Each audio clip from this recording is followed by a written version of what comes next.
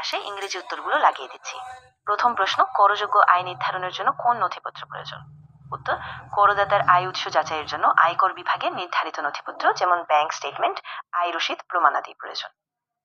The documents required for verifying a taxpayer's income sources are official documents such as bank statements, income receipts, and other proofs issued by the tax department.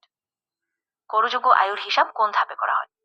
উত্তর, করযোগ্য আয় হিসাব করা হয় মোট আয় হিসাব, ছাড়পত্র প্রযোজ্য করে এবং করযোগ্য আয় নির্ধারণের মাধ্যমে।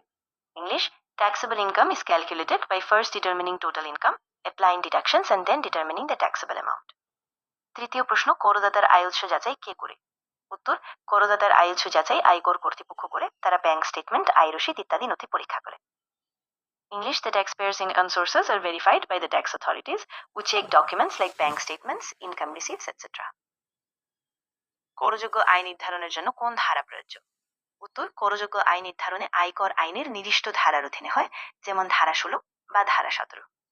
English, the income assessment is carried out according to a specific section of the Income Tax Act, such as Section 16 or Section 17, depending on the law provisions. এইভাবে প্রশ্ন ও উত্তর বাংলা ইংরেজি দুটোই পাশাপাশি রাখা হচ্ছে, যাতে তোমার ইংরেজি ভালো করে গড়ে ওঠে।